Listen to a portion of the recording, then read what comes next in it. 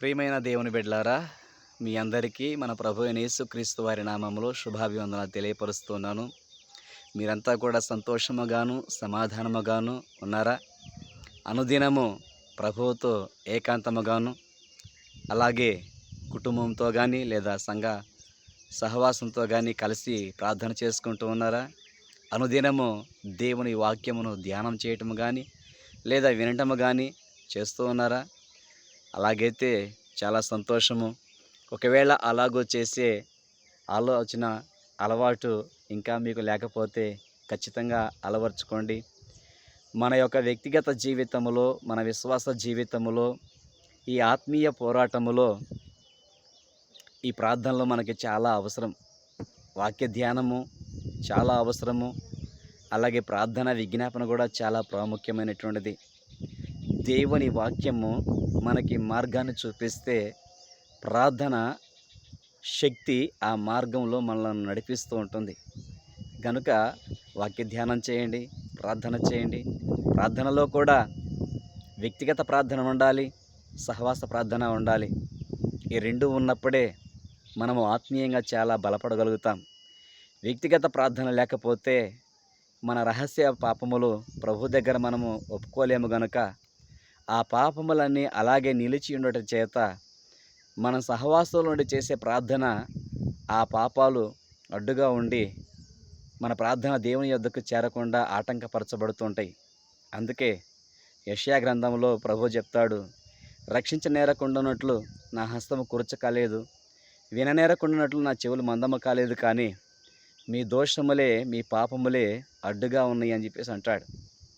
గనుక ఈ రహస్య పాపములు అనేటువంటివి సహవాస ప్రార్థనలో ఒప్పుకొని చేసేవి కాదు. గనక ప్రతి ఒక్కరికి వ్యక్తిగతమైనటువంటి ప్రార్థన చాలా ప్రాముఖ్యము.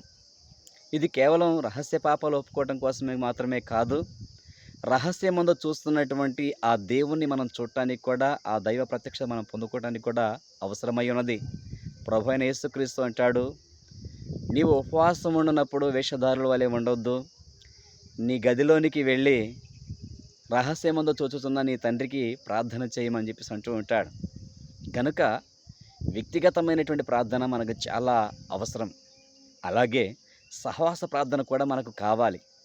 ఎక్కడ ఇద్దరు ముగ్గురు కూడి నా నామమున ఏకీభవించెదరో అక్కడ వారి మధ్యలో నేను ఉంటానన్న ప్రభు, ఇద్దరు కలిసి ఆయన నామమును బట్టి మనం బంధించమని ప్రార్థన చేసినప్పుడు పరలోకంలో దాన్ని బంధిస్తా అన్నాడు.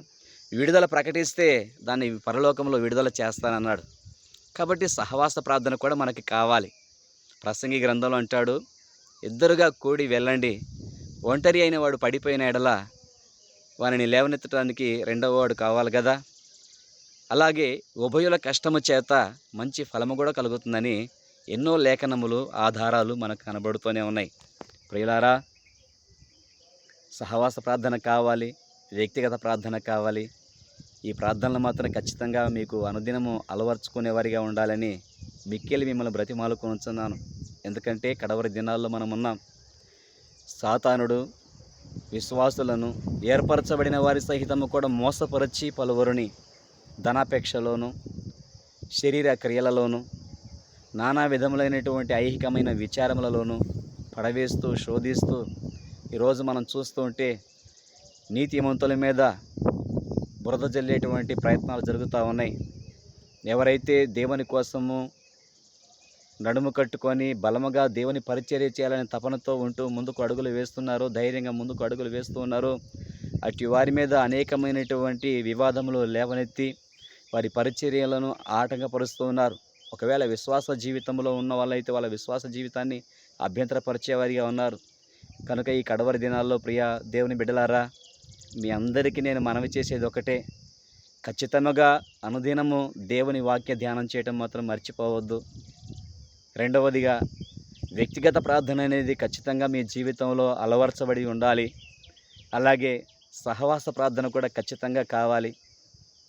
సంఘ కూడికలు జరుగుతున్నప్పుడు, సభలు జరుగుతున్నప్పుడు అందులోకి వెళ్ళి పాల్గొనండి. తద్వారా మీరు సహవాస కూడికలో పాల్గొన్న వాళ్ళు అవుతారు. ఒకవేళ సంఘ కూడికలు కానీ సమాజ కూటాలు కానీ లేకపోతే మీ కుటుంబంతో కలిసి, మీ కుటుంబంలో ఇద్దరున్నా ముగ్గురున్నా కలిసి ప్రార్థన చేసుకోవటం మాత్రం మర్చిపోవద్దు. ఒకవేళ మీ కుటుంబంలో మీరు ఒక్కళ్ళే ప్రభువుని ఎరిగిన వాళ్ళై ఉన్నారా? పర్వాలేదు. నీవు ఏ మందిరానికి వెళుతున్నావో, లేకుంటే నీ చుట్టుపక్కల ఉన్నటువంటి వాళ్ళు ఎవరైనా ప్రార్థనకి వెళ్ళే వాళ్ళు ఉంటే వారితో కలిసి అనుదినము కూడా కొద్ది సమయం కేటాయించి ప్రార్థన చేసుకోవడానికి ప్రయత్నించండి. సహవాస ప్రార్థన కావాలి, వ్యక్తిగత ప్రార్థన కావాలి, వాక్య ధ్యానం కూడా కావాలి. మీరు చదువుకున్న వాళ్ళైతే ఖచ్చితంగా బైబిల్ గ్రంథాన్ని చదవండి, ధ్యానిస్తూ చదవండి. ఒకవేళ చదువులేని వాళ్ళై ఉన్నారా? పర్వాలేదు. దేవుడు మనకి అన్ని విధములుగా మార్గాలు సరళం చేశాడు. యూట్యూబ్ ఛానల్లో, టీవీల్లో చక్కగా దేవుని వాక్యాలు వినొచ్చు. ఒకవేళ మాకు టీవీ కూడా లేదండి, మాకు మొబైల్ ఫోన్, టచ్ ఫోన్ కూడా, స్మార్ట్ ఫోన్ కూడా లేదండి అంటారా? పర్వాలేదు. పోయిన ఆదివారం దైవజనుడు ఏ వాక్యం అయితే ప్రకటించాడో ఆ వాక్యము 6వ దినములో ధ్యానం చేస్తూ ఉండు. అలా ధ్యానం చేయటం ద్వారా కూడా నీవు దేవుని వాక్యమును ధ్యానించిన వ్యక్తి అవుతావు గనక ఇటు అవకాశాన్ని పోగొట్టుకోవద్దు. మీరందరూ కూడా దేవునిలో బలపడి దేవుని రాజ్య విస్తరణలో మీరు కూడా పాలిభాగస్తులు కావాలని, ఇంకా రక్షణ పొందని వారు రక్షణ అనుభవంలోకి రావాలి, రక్షణ పొందిన వారు రక్షణలో ఎదిగి ఆత్మఫలములు ఫలించాలి. కాబట్టి ప్రియులారా, అనుదినం కూడా ప్రార్థన చేసుకోండి. ప్రార్థన చేద్దాం. మహాపరిశుద్ధుడైన మా తండ్రి, ప్రేమ నమ్మకం కలిగిన మా దేవానికి వందనాలు.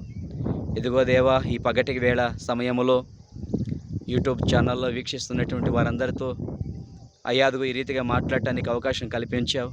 అవును తండ్రి, కడవరి దినాల్లో మేము ఉన్నాము గనుక ప్రతి ఒక్కరు కూడా తమ తమ విశ్వాసాన్ని కాపాడుకుంటూ అనుదినము కూడా వాక్యము ధ్యానం చేస్తూ ప్రార్థన విజ్ఞాపనలు చేస్తూ నీ కృపలో బలపడటానికి సహాయం చేయండి నాయన. ఈ మాటలు ప్రతి ఒక్కరి హృదయాన్ని కదిలించి ప్రేరేపింపచేసి అలవర్చుకోవడానికి సహాయం చేయండి. ఒకవేళ అలవర్చుకొని ఆ రీతిగా చేస్తూ ఉన్నట్లయితే ఖచ్చితంగా వారిని మీరు బలపరిచి నీ శక్తితో నింపి, నీ ఆత్మతో నింపి, అయ్యా అదుగో తండ్రి నాయన, నీ మర్మములు వారికి బయలుపరచండి తండ్రి. నీకు వందనాలు. యెహోవా యందు భయభక్తులు గల వారికి ఆయన మర్మములు తెలిసే ఉన్నవని నీ లేఖనం ఉంది కదా ప్రభువా. వారి జీవితంలో రాబోతున్న ప్రతి కీడును, ప్రతి మేలును నీవు ప్రత్యక్షత అనుగ్రహించి వారికి బయలుపరిచి సమస్త కీడులను తప్పించి వారి కొరకు నీవు సిద్ధపరిచిన ప్రతి మేలు, ప్రతి వాగ్దానము నెరవేర్చి అది వారు పొందుకోవడానికి సహాయం చేయమని యేసుక్రీస్తు పరిశుద్ధ నామములో అడిగి వేడుకొని పొందుకొని ఉన్నాం తండ్రి. ఆమెన్. వందనాలు.